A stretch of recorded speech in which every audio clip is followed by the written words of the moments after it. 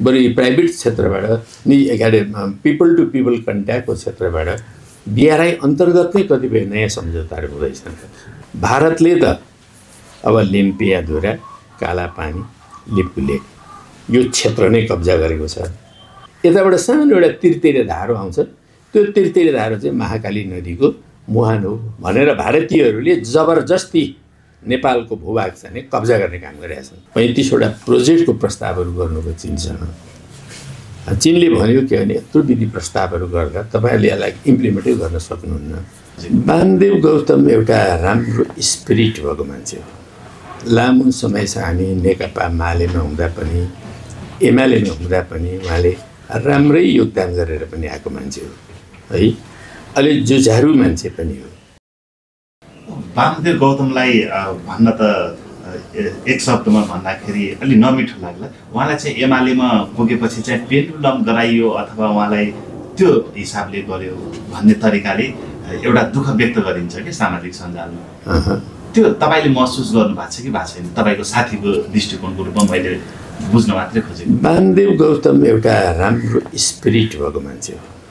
लामो समयसम्म हामी नेकपा मालेमा हुँदा पनि एमालेमा हुँदा पनि उहाँले राम्रै योगदान गरेर पनि आएको मान्छे हो है। अलि जुझारु मान्छे पनि हो। अब हिजोको अवस्थामा एउटा राम्रो देशभक्त मान्छे पनि हो है। तर पछिल्लो अवधिमा आएपछि उहाँमा अलिक त्यो सोच विचार नै अलिक बढ्ता मात्रामा चाहिँ अलमलतिर परेको देखिन्छ। कहिले यता कहिले उता। हिजो पार्टी एकताबद्ध भएकै बेलामा पनि उहाँको भूमिका एकदम एकीकृत र स्थिर भूमिका भएन होइन। अब त्यस पछाडि उहाँले यो पार्टी विभाजन भएपछि यो एकता अभियान के भनेर चलाउनु हो, त्यो एकता अभियानबाट कुनै फल निकाल्न सक्नु भएन। अनि अब यो बिचमा पनि कहिले यता आउने कहिले उता आउने, त्यसमा अलिक धेरै नै हाराबारा खेलेको देखियो। त्यो हाराबारा सकियो कि सकिएन अब तपाईँहरूले एमाले जानुभयो भनेर भन्नुभयो। अब त्यो कतै गएपछि चाहिँ त्यो हाराबारा सकिन्छ होला। त्यसपछि पनि उहाँले कतिको योगदान गर्नुहुन्छ, उहाँ त्यहाँ कतिको सुखद अवस्थामा रहनुहुन्छ, उहाँ सन्तुष्ट हुनुहुन्छ कि हुनुहुन्न, यो चाहिँ हेर्न बाँकी छ।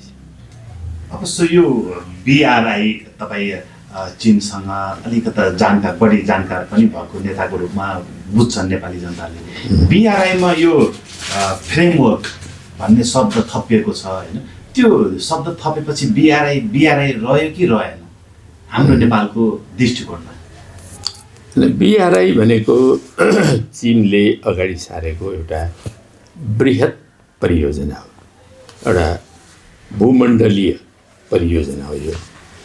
त्यो भूमण्डलीय परियोजना अन्तर्गत उनीहरूले जुन ढङ्गको पहल कदमी लिए, त्यो पहल कदमी अन्तर्गत अहिले विश्वव्यापी रूपमा 150 भन्दा बढी देशहरूसँग चीनले यो बिआरआईसँग सम्बन्धित सम्झौताहरू गरिसकेको छ।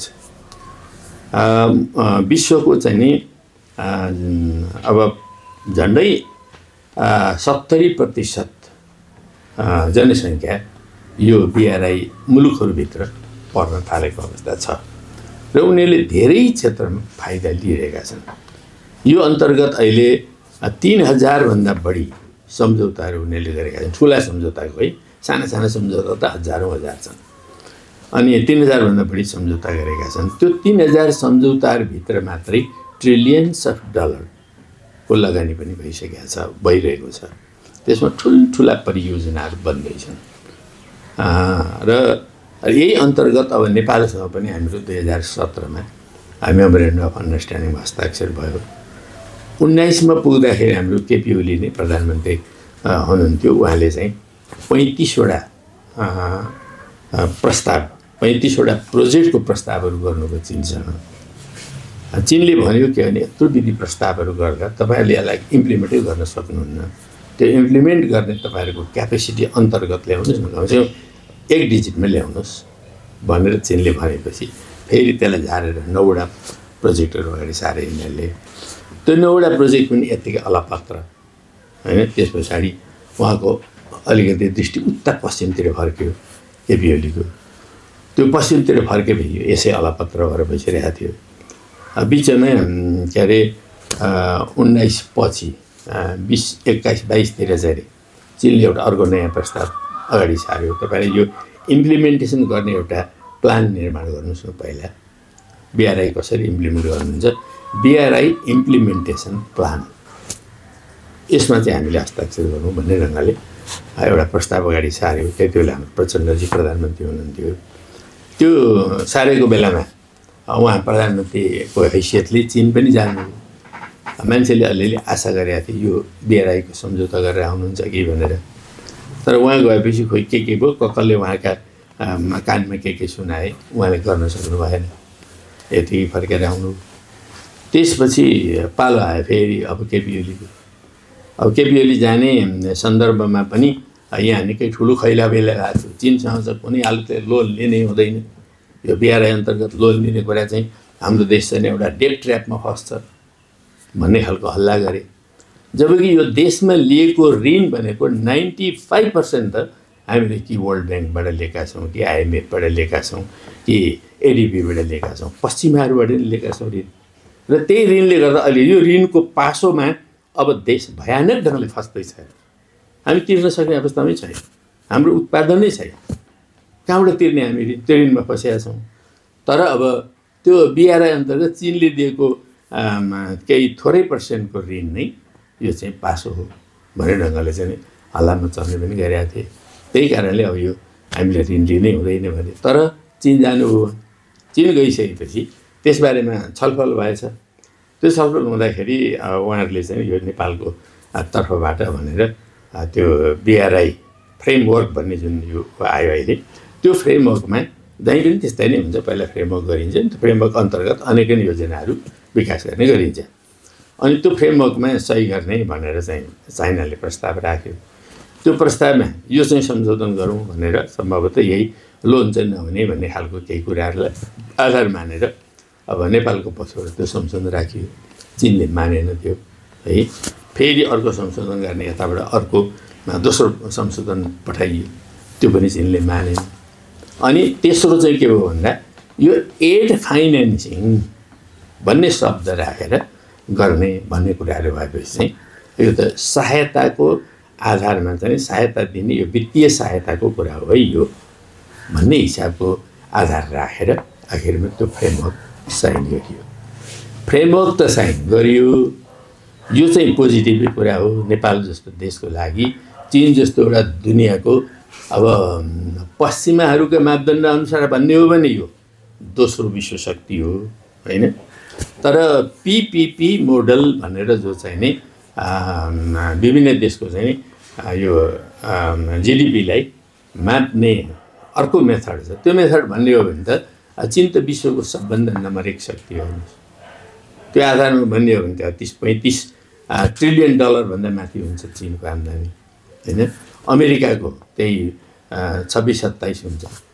भनेपछि अमेरिकाभन्दा धेरै माथि पुगे हो यो हिसाबले हेर्दाखेरि। साँच्चै नै हाम्रो देशमा 1 केजी आलु किन्न हामीले कति खर्च गर्छौँ? चिनमा 1 केजी आलु किन्न कति खर्च गर्छौँ? अमेरिकामा 1 केजी आलु किन्न कति खर्च गर्छौँ? हो यहाँबाट नाप्ने हो भने चिन संसारको सबभन्दा नम्बर 1 शक्ति हो अहिले, त्यसरी मान्नुपर्ने हुन्छ। तर अब डलरमाथि आधारित भएर हिसाब गर्ने हो भने त $1 को त हाम्रो त 140 पुग्ने पनि होइन। अब उसको $1 त्यहाँ 1 केजी आउँछ भने हाम्रो कतिमा पर्ने हो? हाम्रो त 140 हुने हो त्यसैको हिसाबले गर्दाखेरि। तर यहाँ पर्दैन नि होइन। हामीले 30-40 रुपियाँ पनि पाउन सक्छौँ, 100 रुपियाँमा पाउन सक्छौँ। त्यो हाम्रो देशको मार्केटको भ्यालु अनुसार। अब यो हिसाबको कुराहरूले हेर्दाखेरि त्यो भिन्न कुराहरू हुन्छन्। त्यसो हुनाले यो BRI फ्रेमवर्क सही गरे पनि अब के प्रोजेक्ट चाहिँ हामी अगाडि बढाउँछौँ त? नेपाल त मौन देखिन्छ, केही पनि छैन अहिले इनिसिएटिभ। बरु प्राइभेट क्षेत्रबाट पिपल टु पिपल कन्ट्याक्टको क्षेत्रबाट BRI अन्तर्गत नै कतिपय नयाँ सम्झौताहरू हुँदैछन्।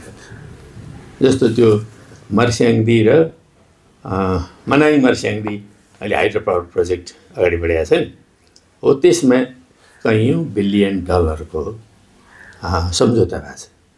त्यो BRI अन्तर्गत है, त्यो चाहिँ त्यो निजी उसले कसले बनाउँदैछ त्यो हिसाबले चाहिँ उनीहरूको त्यो पनि लोन हो। भनेपछि चाहिँ बिआरआई सरकारको तौरबाट चाहिँ त्यो एउटा कागजको खोस्टाको रूपमा रह्यो भनेर बुझ्दा हुन्छ। हो, करिब करिब त्यो फ्रेमवर्क चाहिँ कतैतिर टाँसेर राख्ने नाक टाँसे जस्तो त्यस्तै भएको छ। त्यस अन्तर्गत जे गरिनुपर्ने हो त्यो गर्ने काममा चाहिँ सरकारले कुनै पहल कदमी लिन सकेको छैन। अब जस्तो यो एमसिसीको यो बिआरआईको कुरा लिएर नि यसलाई चाहिँ ऋणको पासो हो भन्दै गर्दाखेरि त्यो आलोचना गर्नेहरूले कहाँ पनि जोड्छन् भन्दाखेरि यो लिपु लेकमा चाहिँ भारत र चीन मिलेर नेपालको त्यो जमिनै खाइदिए भनेर त्योलाई सन्दर्भ जोडेर आलोचना हुन थाल्यो। अब चीनको, भारतको मात्रै नभएर त्यो कति सान्दर्भिक छ? त्यो त उठाउनु पर्ने विषय चाहिँ हो है, तर यसको सारवस्तु बुझेर र सारवस्तु सहित उठाउनु पर्ने स्थिति हो हैन। जस्तो उदाहरणको लागि भारतले त अब लिम्पियाधुरा, कालापानी, लिपु लेक यो क्षेत्र नै कब्जा गरेको छ। त्यति मात्र होइन, त्यो भन्दा वारीपट्टि लिपु लेकबाट आएको जुन नदी छ त्यो नदीभन्दा पनि वारीपट्टि आएर उनीहरूले मिलिटरी क्याम्प राखेका छन् र त्यो मिलिटरी क्याम्पको यसो पूर्वपट्टिबाट आएको एउटा सानो तिरे धारो छ, उता माथिबाट नदी बगेर आइरहेको छ, त्यो चाहिँ महाकाली होइन है। यताबाट सानो एउटा तिरे धारो आउँछ, त्यो तिरे धारो चाहिँ महाकाली नदीको मुहान हो भनेर भारतीयहरूले जबरजस्ती नेपालको भूभाग चाहिँ कब्जा गर्ने काम गरेका छन् हैन। अब त्यस्तो कुरालाई चाहिँ ध्यानमा नदिइकन उनीहरूले जुन हिसाबले जबरजस्ती कब्जा गरेका छन् त्यो त गलत हुँदै हो। अब त्यो ठाउँबाट एउटा पास छ हैन, माथि चीनतिर जाने, मानसरोवरतर्फ जाने, त्यो लामो अवधिदेखि भारतीय जनता, नेपाली जनता त्यो ठाउँबाट चाहिँ मानसरोवरतिर आउने जाने गर्थे। त्यो आउने जाने कुरा पनि यो विवाद बढेपछि रोकिएको अवस्था थियो। त्यो रोकिएको कुरालाई यो तीर्थयात्रीहरूको लागि बाटो चाहिँ अहिले नरोकौँ, यो चाहिँ खोलौँ भन्ने ढङ्गले भएको सम्झौता मात्रै हो भन्ने गरिएको छ अहिले हैन। अब त्यस कारणले गर्दा मात्रै हामीले पनि त्यसलाई स्वीकार गरेका हौँ। त त्यो क्षेत्र चाहिँ त्यो भारतको हो भन्ने कुरा हामीले स्वीकार गरेका छैनौँ भनेर चिनियाहरूले भन्ने गरेका छन्। तर नेपाल सरकारले जुन यो चुच्चे नक्सा बनाए, त्यो चुच्चे नक्सा बनाएपछि यो भूभाग यो कारणले गर्दा नेपालको भूभाग हो, यसमा अतिक्रमण भएको छ र हाम्रो ट्राई जङ्सन पोइन्ट पनि अहिलेसम्म किटान गरिएको छैन। त्रिदेशीय बिन्दु जुन हो त्यो त्रिदेशीय बिन्दु पनि नेपाल, भारत, चीन तीनटै देशहरूको बिचमा सम्झौता भएर मात्रै त्यो त्रिदेशीय पोइन्ट चाहिँ नि निर्धारित हुनुपर्छ। त्यसो हुनाले हाम्रो भूभाग चाहिँ यो हो भनेर बकाइदा औपचारिक रूपले नेपाल सरकारले छाप हानेर सम्पूर्ण विश्वका सबै देशहरूलाई पठाउनु पर्ने हुन्छ। त्यो पठाएन यो सरकार। त्यो चुच्चे नक्सा बनाइसकेपछि नेपाल सरकारले औपचारिक रूपले कुरा गर्नु पर्थ्यो। त्यो कुरो चीनलाई पठाइयो कि पठाइएन, भारतलाई पठाइयो कि पठाइएन, संयुक्त राष्ट्रसङ्घलाई पठाइयो कि पठाइएन, संयुक्त राष्ट्रसङ्घ मार्फत 193 देशहरूलाई पठाइयो कि पठाइएन, सबैले आफ्नो देशको बारेमा त्यसरी जानकारी गराउनुपर्ने हुन्छ। आफ्नो सिमाना यो है भनेर, मेरो नक्सा यो है भनेर। त्यो कुरो गरिएकै छैन भन्ने सुन्छु मैले हैन। गरिएको छ भने कहिले गरियो? अनि त्यो गरिएको छ भने अनि हाम्रा छिमेकीहरूले त्यसलाई नमान्नुपर्ने कारण के हुन्छ? हो, यो धरातलमा उभिएर पो यी सवाल हामीले उठाउनु पर्ने हुन्छ। त्यो धरातलमा उठेर बसेर सवाल उठाउने कुरै भएको छैन। त्यस कारणले गर्दा हामी पब्लिक त विवाद गरिरहेका छौँ, यो यस्तो हुनुपर्ने भनिरहेका छौँ। यदि अब चाइनाले पनि यो चाहिँ यो नेपालको भूभाग हो भन्ने कुरा जान्दै अनि त्यो ठाउँबाट नेपाललाई कुनै जानकारी नै नदिइकन अब भारतसँग कुनै प्रकारको सम्झौता गर्ने गर्यो भने त्यो चीनको पनि ठिक नीति त हुँदैन।